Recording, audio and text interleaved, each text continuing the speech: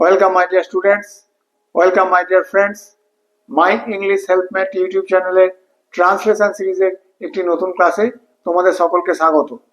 As usual Bangla অনুচ্ছেদটি আমি বোর্ডে লিখে দিয়েছি, যার পিডিএফ লিংক তোমরা ক্লাসের ডেসক্রিপশন বক্সে পেয়ে যাবে, সেখান থেকে ডাউনলোড করে নিও। এবার আমরা এক একটি সেন্টেন্স ধরে ধরে বাংলা থেকে ইংরেজিতে ট্রান্সলেট করে দেখব। Let us start our class.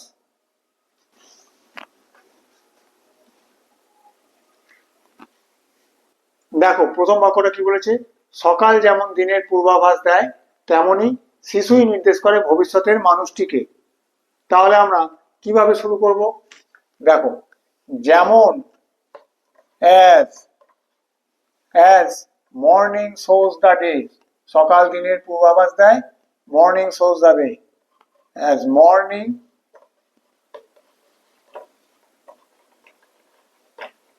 shows the day, সকাল যেমন দিনের পূর্বাভাস দেয়, এই পাঠটা কিন্তু হয়ে গেল। as morning shows the day, তেমনি, এই তেমনি কথাটা বলার দরকার নেই, যেহেতু আমরা এখানে as দিচ্ছি ইংরেজিতে।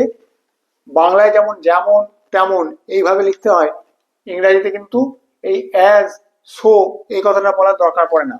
এই as একটা কথাতেই যেমন আর তেমন বুঝিয়ে যায়। as morning shows the day। এবার দেখো, শিশুই, আমরা যদি শুধু শিশু থাকতো তাহলে লিখতাম দ্য চাইল্ড, কিন্তু এখানে আছে কি শিশুই, এই হর্ষই, এটার জন্য আমাদের কি আনতে হবে? ইট ইজ, এই কথাটা আনতে হবে। It is, as morning shows the day, it is, এই হর্ষই কথাটার জন্য আমাদেরকে ইট ইজ আনতে হলো। ইট ইজ দ্য চাইল্ড, এই হয় সেই শিশুটা যে, who, it is the child who, এই হয় সেই শিশু যে, শিশুই, এই হর্ষইটার জন্য আমাদের ইট ইজ কথাটা আনতে হলো।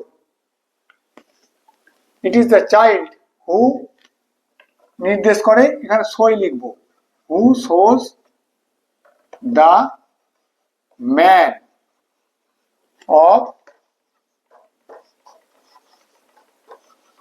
ফিউচার। দেখো তাহলে কি হলো, এই শিশুই, এইটার জন্য আমরা ইট ইজ কথাটা নিয়ে এলাম। যদি আমরা শুধু দা চাইল্ড বলতাম তাহলেও হতো, যেহেতু এটা ভাবানুবাদ, কিন্তু আরো ভালো ইংরেজি লেখার জন্য আমরা কি করলাম, ইট ইজ কথাটা নিয়ে এলাম। ইট is the child who shows the man of future. বোঝা গেল? ইট ইজ দ্য চাইল্ড বলার জন্য আমরা শিশুটির প্রতি আমরা ফোকাস করতে পারছি, সেই জন্য ইট ইজ কথাটা বলা হয়েছে। যদি দা চাইল্ড বলতাম তাহলেও এটা ভুল হতো না, কিন্তু আরো ভালো ইংরেজি লেখার জন্য আমাদের ইট ইজ কথাটা আনতে হলো। বোঝা গেল? লিখে নাও। পরের বাক্যটা দেখো, সে যেন স্ফুটনোন্মুখ পুষ্পকলি। স্ফুটনোন্মুখ মানে ফুটতে চলা, সোজা কথায় ফুটতে চলা, আর পুষ্পকলি মানে কুঁড়ি। স্ফুটনোন্মুখ, ফোটা, ফোটা ইংরেজি কি? ব্লুম। আর পুষ্পকলি কুঁড়ি ইংরেজি কি? বাড। তাহলে সে যেন স্ফুটনোন্মুখ পুষ্পকলি, কি হবে? সে, বাক্যর সাবজেক্ট কি? সে, হি, সে হয়, হি ইজ, যেন, এটার জন্য কি আনবো? As if. অ্যাজ ইফ মানে হলো যেন, he is as if A blooming bird, ফুটতে চলা ফুলের কুঁড়ি। He is as if A blooming bird. বোঝা গেল? লিখে নাও। এবার কি বলেছে, আগামী দিনের নাগরিক সে। সাবজেক্ট কি? সে, হি, সে হয়, হি ইজ, দ্য সিটিজেন, নাগরিক, citizen, he is the citizen of আগামী দিন, টুমোরো, বা ফিউচারও করতে পারতাম। আগামী দিন মানেই ভবিষ্যৎ, আমরা ভাবানুবাদও করতে পারি, আগামী দিনকে টুমোরো না বলে আমরা ফিউচারও বলতে পারি। বোঝা গেল? He is the citizen of future বা টুমোরো। পরের বাক্যটা কি বলেছে, ভবিষ্যতে সেই করবে পরিবারের অন্ন সংস্থান। আবার দেখো এখানে এই হস্যই কথাটা দেয়া রয়েছে জোর দিয়ে, সেই। যদি শুধু সে থাকতো তাহলে কি বসাতাম, হি। কিন্তু আছে কি সেই, তাহলে কি লিখবো, it is he. It is he. It is he. It is he, এটা হয় সেই। হু, যে করবে, it is he who will. এবার দেখো পরিবারের অন্ন সংস্থান করবে মানে সে পরিবারের অন্ন উপার্জন করে আনবে। আমরা ইংরেজিতে এটাকে বলি ব্রেড আর্নার। ব্রেড আর্নিং করা, রুটি উপার্জন করে আনা। He will be the bread earner. পরিবারের অন্ন সংস্থান, অন্ন উপার্জনকারী, bread earner. It is he who will be the bread earner of the family in future.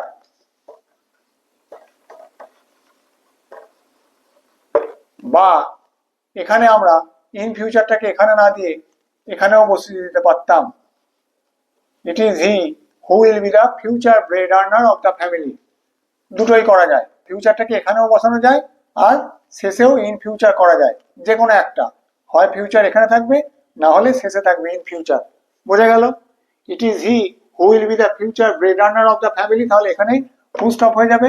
আর যদি আমি এখানে ফিউচার না দিই তাহলে it is he who will be the bread earner of the family in future. বোঝা গেল, লিখে নাও।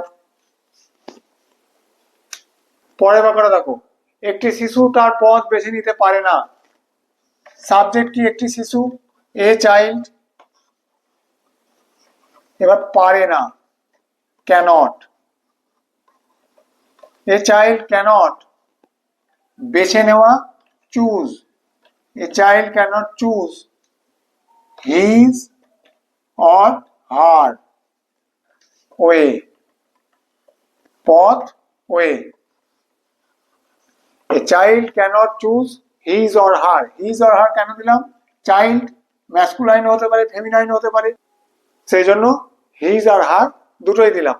এ child cannot choose his or her way. বোঝা গেল, লিখে নাও।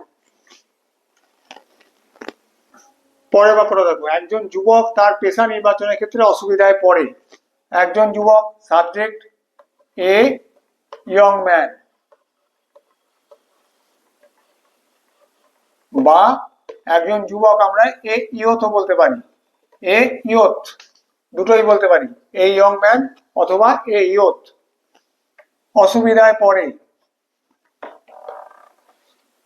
falls in trouble, literal translation করলে falls in trouble।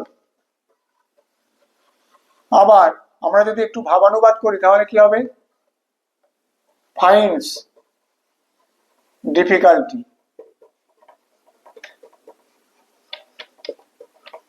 falls in trouble করতে পারি বা finds difficulty ও করতে পারি।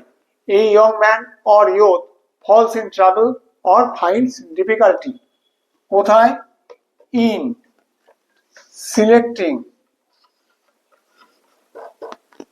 নির্বাচন, সিলেক্টিং, অর আরেকটা কি করতে পারি, চুজিং। সিলেক্টিং বা চুজিং, নির্বাচন। হিজ প্রফেশন, পেশা, প্রফেশন।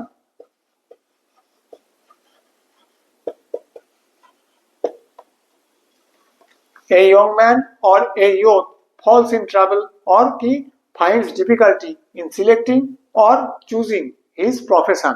বোঝা গেল, লিখে নাও। পরের বাক্যটা কি বলেছে দেখো, তাদের অল্প বয়স এবং অভিজ্ঞতার অভাব তাদের পথে বাধা সৃষ্টি করে। তাহলে সাবজেক্ট এখানে কি কি রয়েছে, তাদের অল্প বয়স এবং অভিজ্ঞতার অভাব, তাহলে কি হবে, দেয়ার। দেখো এখানে অল্প আমরা কিন্তু লিটল বলবো না, বয়স অল্প বললে আমরা কি বসাই ইংরেজিতে, টেন্ডার।